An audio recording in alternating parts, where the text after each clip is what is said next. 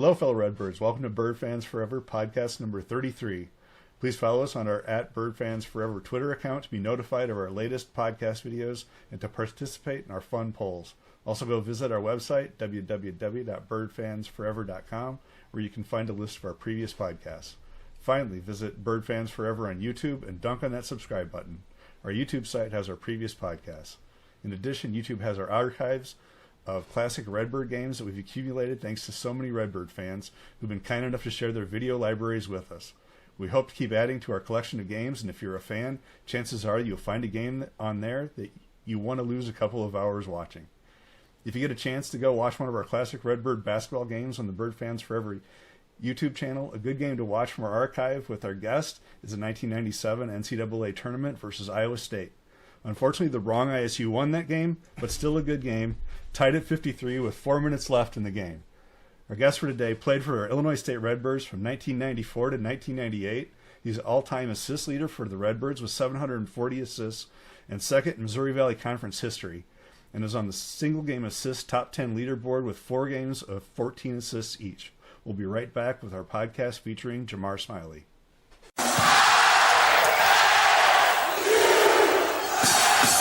Bird Fans Forever with my man Jamar Smiley. Jamar Smiley played at ISU from 1994 through 1998. He is honorable mention all-conference in 96 and got robbed in 98. He's second team all-conference in 95 and 97. He's most improved in 96. He's the all-time leading assist with 740. My man Jamar Smiley. How you doing? What's up, man? How you doing? How you doing, guys? We're doing good. Great. We're doing great. So, I got to really know Jamar. During he'd come back in the early 2000s, and we'd run in North Gym. And one of the reasons he loved running with me is because I set screens, and he could shoot a lot since he had so many options. He was playing with Skip and Dan and Leroy and KP and Kyle, and I'm trying to go down the list without a list. I should have put a list together. Big Rico Hill. So yeah. Mo Trotter. Yeah. Mo Trotter when he first got there. He Shake could Bauer, shoot my the buddy balls. Skip, yep. Mr. Hansel.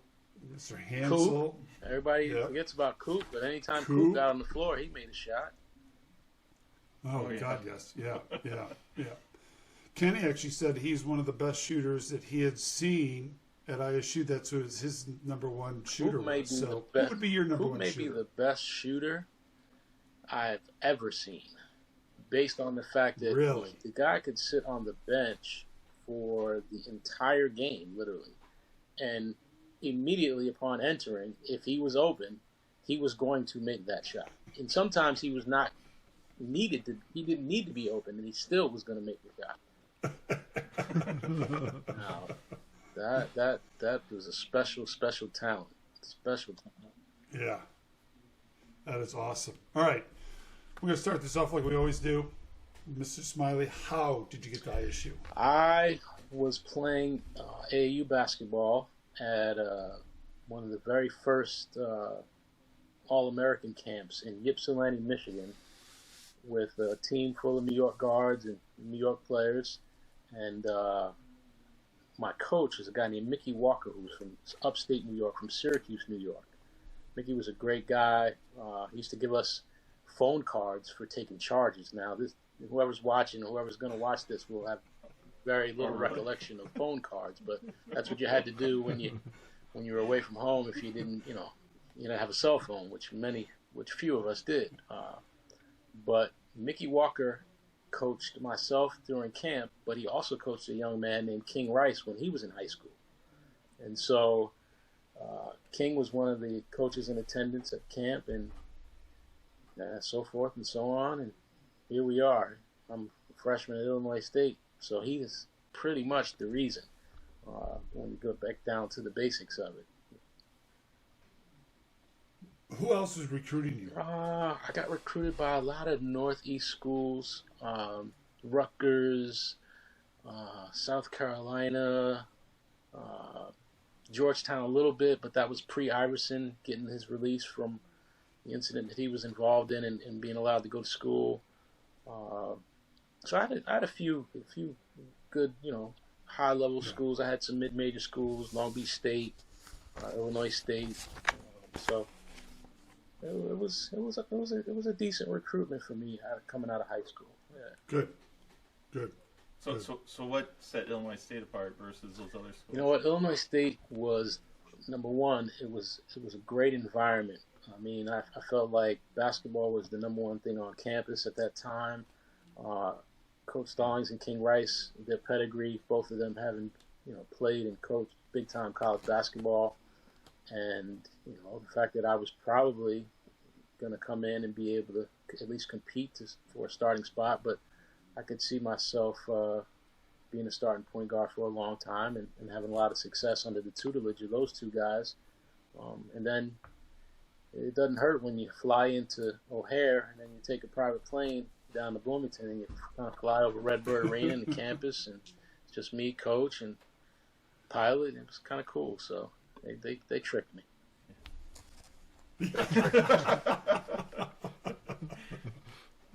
Were you recruited? Were any of your future teammates on the same trip? No, I was the only one on the trip. The weekend that I was there. Trying to think. Chuck Barnes was my host. Chuck Barnes is a great dude. We spent a couple nights hanging out a little bit, and honestly, I just felt the vibe, bro. I have, growing up in New York, you get to know people fairly well because you always got to kind of have your head on a swivel, and I felt like when I was around those guys, I didn't have to necessarily have my guard up. It felt comfortable. It felt like a place that I could call home, and people that I could call friends, and so it was just the place for me at that time. And you're going to laugh. Chuck Barnes is episode 35. We record him next Thursday, a week from today. Okay. So keep it in the hammer. Yeah. So they didn't have Gibby, who's from New Jersey, host the guy from You know New what? York? Gibby at that time, I'm guessing, was probably trying to find his head because that year was rough, man. The year that I had as a freshman was rough, so I could only imagine Gibby's first year, especially, he got dropped off by his buddy Harlan, and he didn't even know where he was going when he got in the car in New Jersey, so he just ended up on campus. So I'd imagine that year, that weekend that I was there, he was probably running around trying to find his head somewhere. Hey, redshirt is a tough thing to do, right? To have to practice and be on the scout team and hit the books and lift and do all the things. And even on days of the game when everybody else, or the day before a game when, you might practice 2 hours or 2.5 hours instead of 4. When all the rest of the players are gone, you're still in there doing your one-on-one work, right? So it's, yeah. Oh, I bet it was tough, man. I bet it was tough. Crazy. Coach was trying to... And this, Coach was trying to implement his way, and guys are used to the old way, so I bet it was rough. And to sit there and not be able to play, right, when you believe you can play is hard. Yeah, right? I always gave a lot of props to the walk-ons during the time that I was there. Nick Stotler was one of the walk-ons. Can't remember I can't remember Tommy's name, but those guys had a hard job, man. They had to guard me in practice, and then they were never going to play, and it was a tough deal, but they were great teammates. Those guys always bought in. They never complained or pouted. They were good guys, man. So not easy to sit there every day and go through practice and go through all the conditioning and preseason and never play. So it takes a different kind of dude. Yep. Amen. All right, so you talked about guys you played with, and so who was in your class? Because you have a big class like I do of 8. Yeah, we had 8 new players. We had 4 JUCO guys and then 4 high school grads. So it was myself, Dan Muller, Leroy Watkins, Kenneth Pearson, Marcus Franklin, Maurice Trotter, Kenny Wright, and I'm missing somebody. Yeah, they don't keep the list Kevin Lunsford. in the Kevin Lunsford.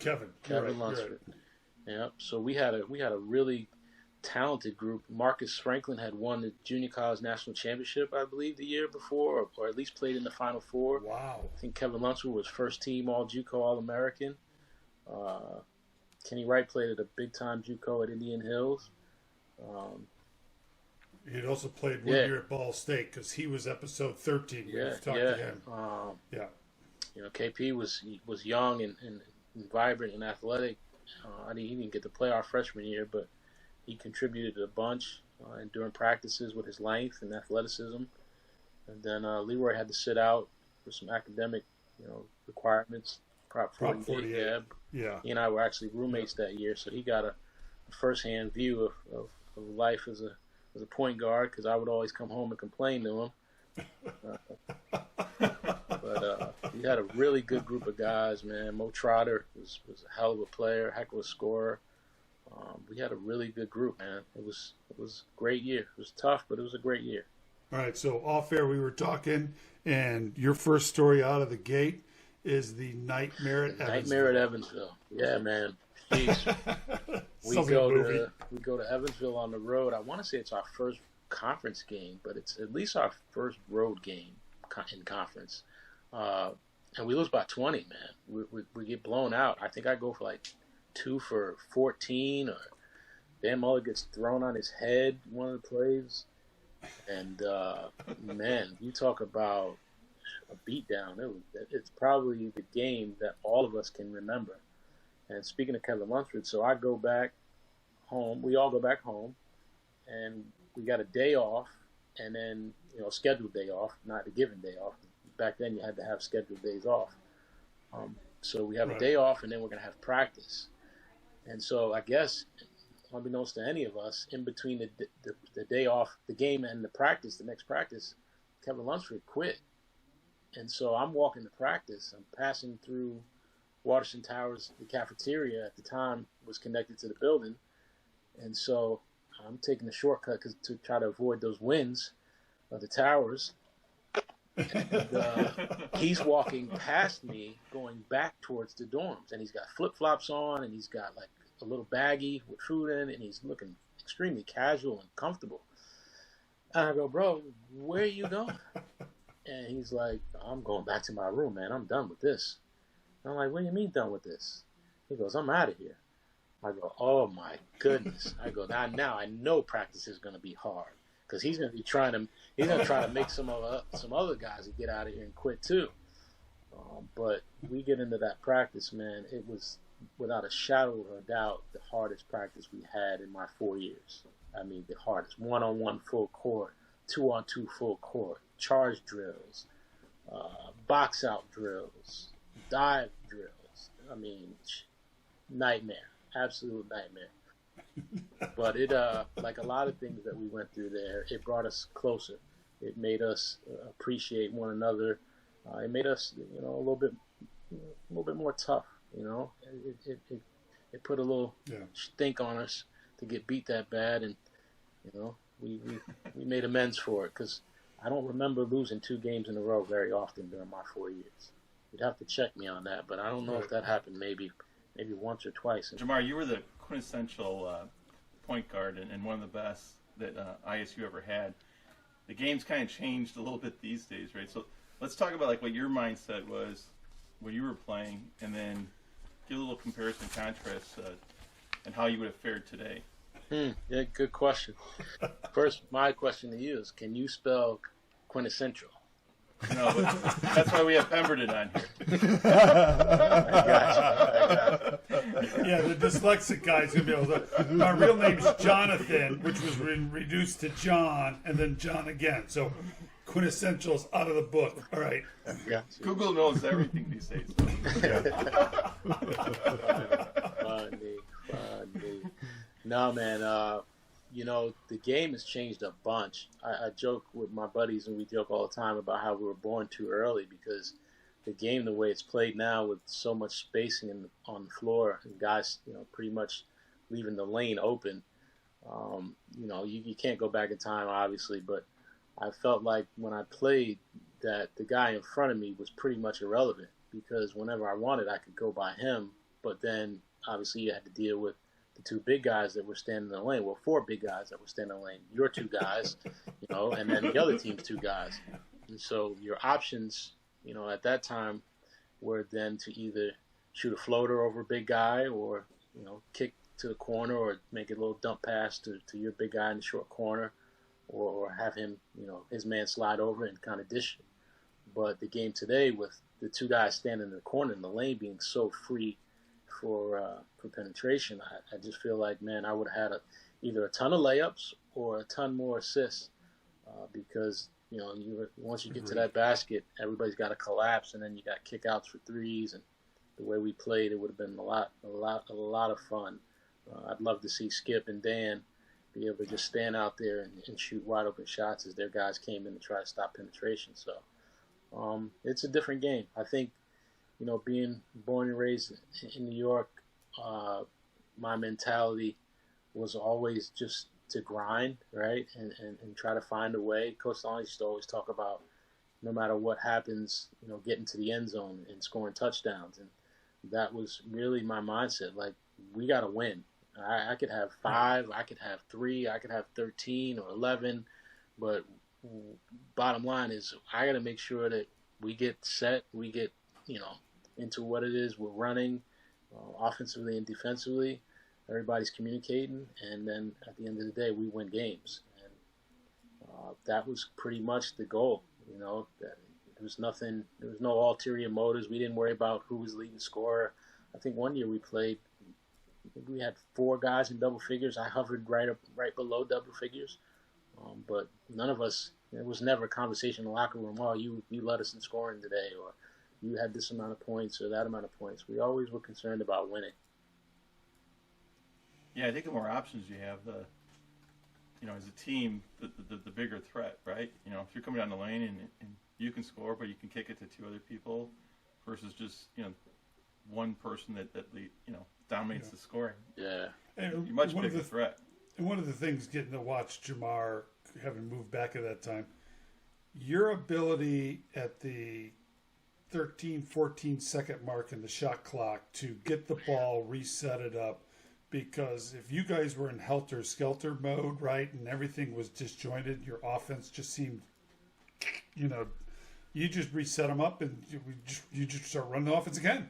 Yeah. And get a good shot. You were just amazing at that. And then they, get them set up and then you just distributed the ball to everybody. Yeah, well, I give a lot of credit to Coach Stallings and Coach Rice and a guy who played point guard when I was a freshman. He was a senior, David Cason, for kind of leading the way and trailblazing the way in terms of, not only keeping us organized, but giving us lots of options. We had so many different sets and counters and things that we could run for, certain situations. And by the time I got to be probably halfway through my sophomore year, but at least once my junior year started, I felt like it was a video game because you just, you just could play, pick and roll, pick and pop, drive and kick. There was so many different sets, man. And it was impossible to keep up with all of that stuff if you were the opposing team because most of it looked the same, but it wasn't. The finished product was a little bit different than the one before it. So we got to give a lot of credit. Would you guys call it set? And would you guys call it set? And then depending on how the defense is, it would.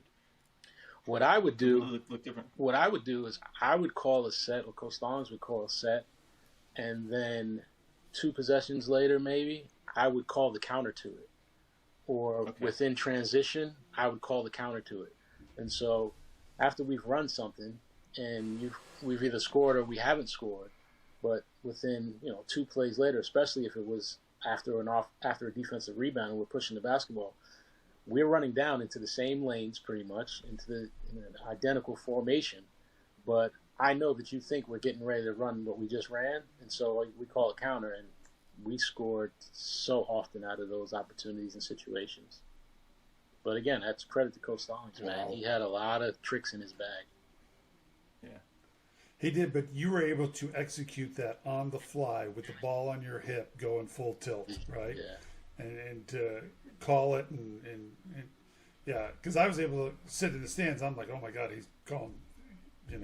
We could see you calling it down the court, and you, Michael McKenney, Paris Lee, Randy Blair, maybe Vince Green, but a lot of point guards don't get that opportunity. The coaches don't give it, right? Yeah.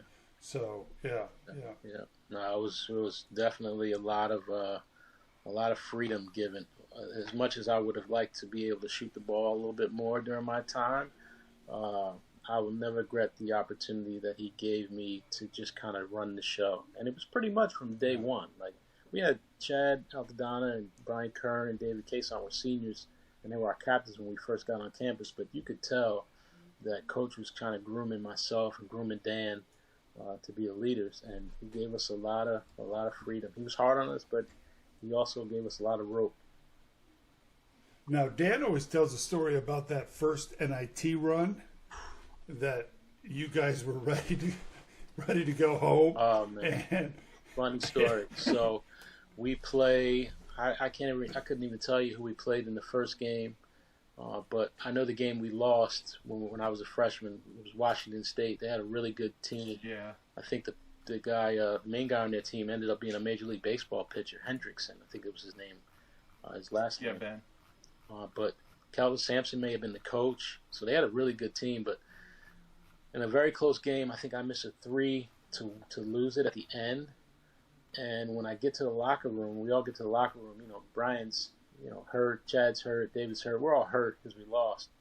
But I promise you, man, I'm sitting at my locker, and after all the tears, the first thought to my head was, you know what? I've got to do this all over again.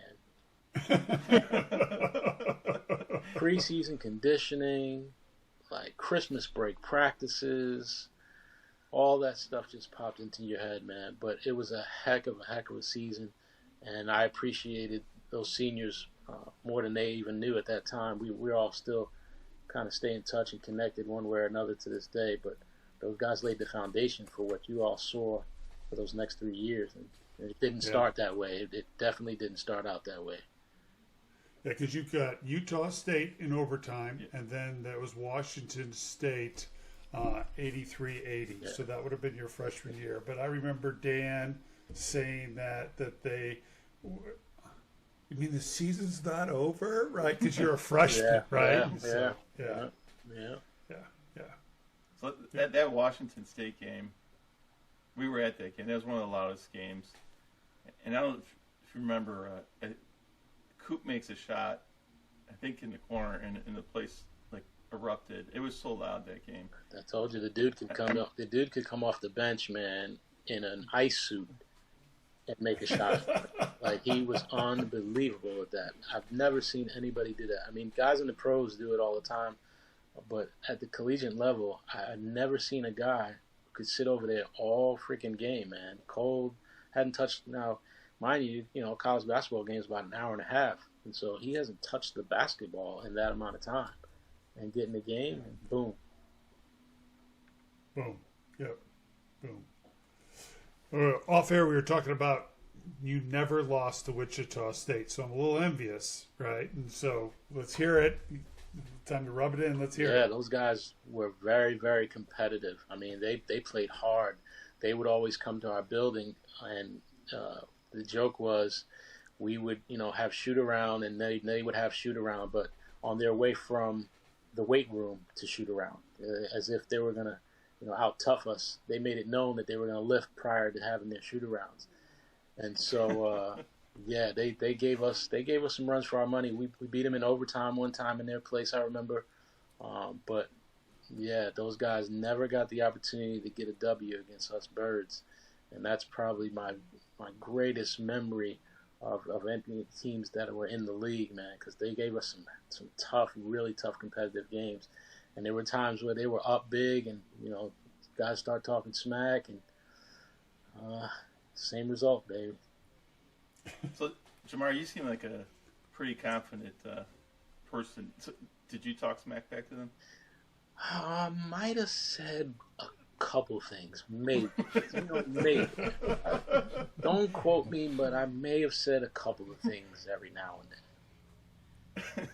I just got to say this. I ran with Jamar in the North Gym after we were both done, and I was 10 years older, and I would be one of his top picks, and he ran his mouth the whole time. Yeah, right?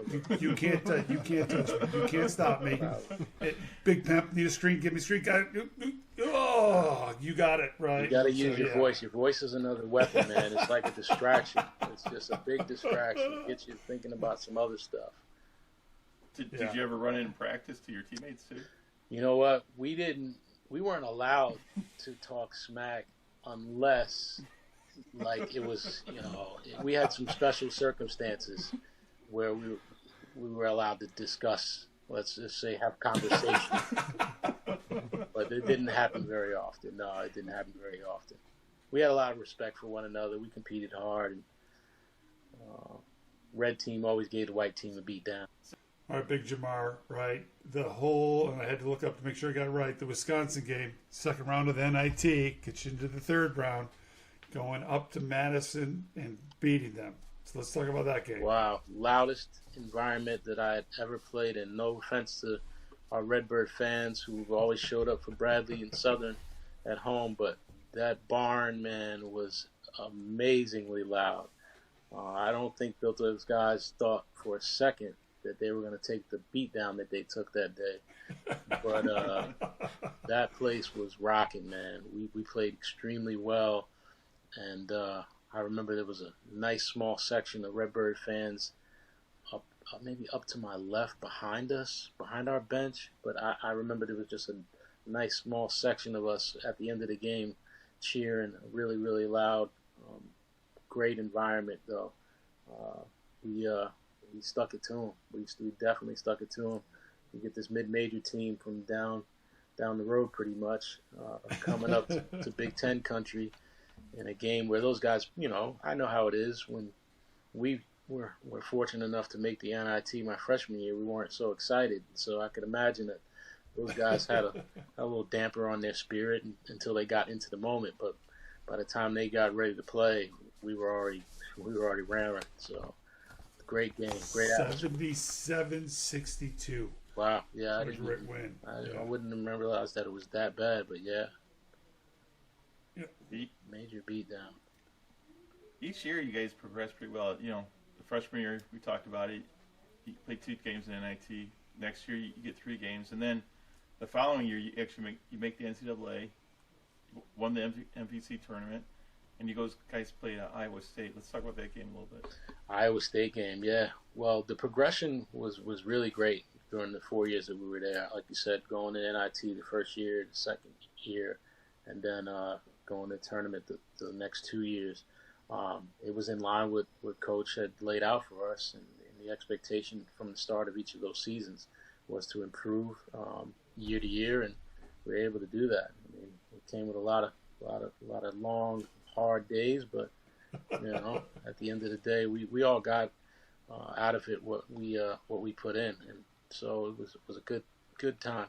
But the Iowa State game, man, those guys were raring to go. I think Kelvin Cato was their big guy, and he ended up playing maybe 10 or 12 years in the NBA. And we had him in a place where we thought we could beat him, and then he just took over, man. He was dominant. I mean, he blocked shots, he rebounded. I think I had a good amount of assists that game, but we just couldn't overcome the physicality and the athleticism of those guys. Leroy, for as big and strong as he was, and Gibby, for as tall and as aggressive he was, we just couldn't compete with those dudes on the boards. And I think they had a kid, Dedrick Wellaby, if I remember correctly. Yeah, it was a guard. He could shoot the piss out of the ball, man. Goodness, he could shoot it. He didn't need it, but a little bit of daylight, and he could let it fly. But what a great atmosphere. What a great opportunity. Our first time being in a tournament in a long time as a school, because I want to say those guys didn't go. And Chad's freshman year, maybe they went, right? That was the last. I'm the last. So there's 6 NCAA teams, right? Ricky Johnson's got 3. I went in 89-90, and we played Michigan, defending national champions, in the first round. And then you guys went in 97 against Iowa State. And then in 98, you beat Tennessee and then played Arizona. Right. Yeah, no, so we man, we had a heck of a time. I think for kids who are playing college basketball today, and at any point in time, if you don't get a chance to play in an NCAA tournament, man, you have really, really missed the boat, because the environment is not like any other environment. With the press, with the shoot around the day before, it's just an amazing, amazing atmosphere. So we had a great time, man. We had a great time. We lost, but we competed, and it springboarded us into the next year, because we really worked hard that summer and came into that next year ready to go. You guys had a chance to win that game, though, and I would say you guys were ahead in the second half. I mean, sometimes when we talk about, people don't realize that, but you go back and watch it. I mean, Skip makes some shots, and you guys pull ahead, and it was Cato. I mean, I thought you guys handled Willie pretty well, and he was talented, and Cato was he just imposed himself that day. There's a reason you played 12 years in the NBA. Yeah, he made he made himself some money that day and a couple of days after, for sure, because if I remember right, he was on our scouting report as one of their guys, but he wasn't on our scouting report like if this guy, we got to stop this guy, or this guy is going to make such a big impact in the game. And he really, really dominated. He cleaned up glass. He blocked shots. I mean, he scored that game as well. And I don't know if he was scoring many points before that day, but I remember seeing him just at a game or something years later and just saying, hey, man, you know what? You kicked our butt. He barely remembered, but I remember every second. Yeah. So once you make it there, I mean, does that like fuel your fire for the next year? It really did. It really did. It gave us a sense that, we could compete with the big boys, and getting ready to go into that next season, having won the league and the conference tournament that year, we knew we were going to have a target on our back, just like those guys had a target on their back when we were playing them. And so it kind of prepared us mentally for what was coming. And that next year was tough, man. We winning it the second time was definitely harder than winning it the first time, because the expectations of having to go and do it again were heavy, and we, like Coach Long did you get everybody's best shot? You're supposed to win. Like, we got the best players, we're supposed to win. And so that attitude was one that we we all took to as well, and we put our best foot forward, and we were able to do it again. Yeah, but you're like Steve just asked. You're taking everybody's best shot. Yeah. We definitely took everybody's best shot. And you asked earlier how my conversations on the court would go sometimes, and so we really took everybody's best shot, because people were gunning for us and me. Absolutely. and Dan, was the golden boy, so to speak, and so we had some tough games that year, but we were able to pull it out, man, and win it again. I don't know if it was our junior or senior year, but one of those years we won the league in like February, like second week of February, first week of February. Yeah. Who did opposing fans like better, you or Dan? I probably would say me, because he was such he was the golden boy, bro. Like he was like Christian Laettner. I mean, he was the small version, Missouri Valley version of Laettner, bro. He did everything right. He's a straight A student. He played all the minutes. I probably would say they like me a little bit better than Dan. Okay.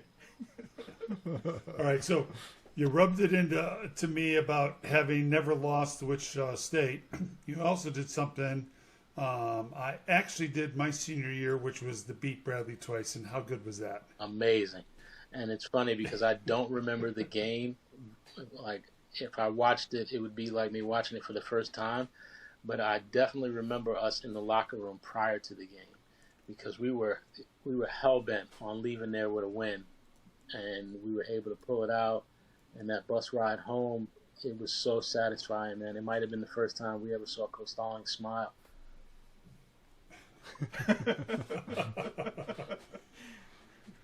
And both of those wins were close, right? At Bradley, 57-54. Wow. At home, 76-70. Wow. So, yeah, and those guys always gave us a run for our money, man. what was it, the War in '74, as we used to call it. Yep. Yeah. Those guys always gave us a run for their money. They were tough to compete against, man. They always had really good teams who played the right way. Coach Mo was always really, really ready, had his guys ready to go, and he's still doing his thing to this day, man. So, really good time. So you guys make it through that senior year, repeating, and you win the tournament again, and you get to go back to the NCAA.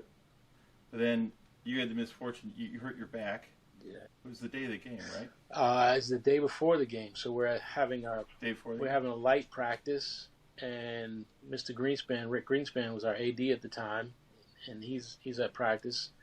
And after the practice is over, I'm just screwing around playing with the basketball, and he and I are actually just playing like a light game of one-on-one. And he rolls me the ball. I bend over to pick up the ball, and when I bend back up, I just don't feel right. And I'm like, I'm kind of like, moving and trying to like position myself. And so I go to John Munn to our trainer, John Munn, at the time, and he goes, well, let's try to find a chiropractor or somebody who can give you an adjustment. And so we go see this guy, and he does his thing with his fingers and gives me a little tweak, and I feel good. And then I get up that next morning, I'm feeling normal. I get in the layup line, and I remember taking my first layup in warm-ups, and I go, oh man, it happened again. It slipped. Whatever happened yesterday happened again, but this time the pain was so intense. It was like completely unbearable. And I'm sure that there were people, and I'm sure that, even some of my teammates who know me to be, extremely tough-minded were concerned, because it was just one of those things. I couldn't do anything. I've had that episode, once a year now, 25 years later, and still to this day when it happens, there's absolutely nothing I can do for the next couple of days. It settles down and all the muscles back there relax, and I'm back to normal. But it was just terrible time, and so I got an opportunity. Was that the first time it ever happened? Yeah, it was the first time it had ever happened. I had, had nicks and bangs here and there throughout my career. My medical file was extremely thick with, broken fingers, toes, and all types of weird stuff, but nothing to ever keep me out of a game. But that was just terrible timing, and it was just one of those things. There was absolutely nothing I could do. Yeah. And we watched that game on TV, and there's this image I told you, it's ingrained in my head. The TV cutting, and you're not even on the bench. You're like on the ground, laying on the ground. Yeah, that was the most. You could tell that was the most comfortable position that I could find. Still to this day, like I said, when that happens, that's the most comfortable position I could find. Like completely off my feet, on my stomach, just relaxing. But man, what a heck of a time to miss. Worst time possible. Just the worst time possible. Those guys gave a heck of a fight in the Tennessee game for sure, and then halfway through the Arizona game, we're tied. I think going into halftime or up, down 2 or something like that, and then in the second half the floodgates open. They just didn't have enough to sustain. And Steve Hansel did a great job as replacing me at the point, but Steve wasn't a natural point guard. He was a wing player for the most part, and they just wore him down, man. And to those guys' credit, geez, they had Mike Bibby, Miles Simon, there's probably 3 or 4 NBA dudes on that team. But I would love to have the opportunity to go back, which we obviously can't, and see what it would have been like if I had been able to play in those games. Well, the other thing too is reset this. I mean, Skip broke his leg. Yeah. Right. Yeah. No Skip. Yeah. So we go in the Tennessee game. We're already out Skip. You get hurt. And those guys played, Kyle and Steve, basically the whole game. Yeah, they played their tails off. The rotation was cut down too. Yeah, and to sit there and be essentially tied with them right at halftime, Arizona, that's amazing. Yeah, no, those guys played their tails off. Kyle played big, man. He stepped up big. February, March is that time of the year where typically you're going to have some magical things happen, and we almost pulled it off. And if I remember right, I started feeling like myself again maybe by Wednesday of that week. So if we're able to pull that game out, I play in that next game for sure. And who knows what the heck happens. But all right, I do got to call you out on this one. I got to hear the rumor or the story behind the nickname, Buck Smalls. Buck Smalls. So that comes from our guy, Mr. Chad Altadonna. When I first got to campus, I was pretty rough around the edges, man, and I was not with a whole lot of things that were going on, and so it originally was Young Buck, because I would just try to buck everything that was like, everything. We got to do this. No, why we got to do it that way? Because he says we got to do it this way. Well, why are we doing that? Because this. And so I originally went Young Buck, and then that was the time of music when the Notorious B.I.G. was very prevalent, and so that ended up being Chad's favorite rapper. And so Young Buck went to Buck Smalls, a.k.a. Biggie Smalls. So that comes from Chad, my good buddy, who, quite honestly, in the beginning, Young Buck despised, because Chad was trying to win. He was a senior, he was trying to have his year go the way he wanted it to go. And all of us new guys, 8 of us, were going in 8 different directions for the most part. So. Yep. It's kind of ironic that the guy who I bumped heads with a lot ended up being one of my best friends still to this day, man. That is awesome. Yeah. That is awesome. I love it. All right. Jamar, thank you for being on. So here's where we turn it over to you to close. Closing thoughts. Hey, well, thank you guys, man, for having me, Pam. Thanks for reaching out, man. I appreciate the gesture. It's been a great time rehashing some of the things from back in those days. My time at Illinois State was very memorable for me, and will always be cherished. I met some great people, I made some great relationships, and it's always a place that I love to go back to whenever I get a chance. So you guys keep up the good work with the podcast, man. It's always good to see all the other guys and what they're looking like and sounding like, and making sure that they're all right, man, living good lives. Yeah, they're getting a lot of gray hair. I hate to tell you. Hey, man, as always, honor getting to watch you play, right? So proud. Love running with you in the North Gym. It was, getting to run with guys who have played is just it's a special thing, and getting to hear all the stories. And that's really why we started this podcast, was for those stories that I've been blessed to hear, and sitting, getting our shoes on or getting our shoes off. I mean, we'd take our shoes off, it'd take us 45 minutes because somebody would be up in his socks telling some story and we all laughing. And so, again, awesome. Mr. All-Time Leading Assist, Jamar Smiley. Love ya. This is episode 33 with Jamar Smiley, and this is Bird Fans Forever. John, take us out.